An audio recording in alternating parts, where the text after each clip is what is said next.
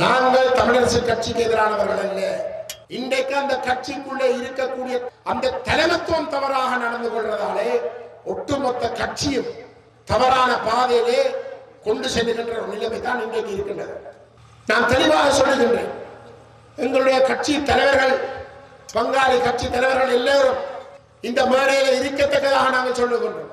அந்த தமிழரசு கட்சியுடைய தவறான கொள்கையை அவர்கள் கைவிட்டு தந்தை செல்வநாயகம் அவர்கள் அந்த கட்சியை ஸ்தாபித்த அந்த கொள்கைக்கு நேர்மையாக பயணிக்கிறதுக்கு முன் வந்தால் அந்த கட்சியுடைய தவறான தலைமைத்துவத்தை மாற்றி திருத்தி சரியான பாதைக்கு அவர்கள் வருவதாக இருந்தால் நாங்கள் நிச்சயமாக அவர்களோடு பேச்சுவார்த்தை நடத்தி ஒரு பொது இணக்கப்பாட்டுக்கு வந்தே ஆகுவோம்.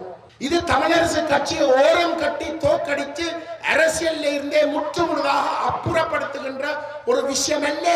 அது செய்யவும் மேலா, செய்யவும் கூடாது.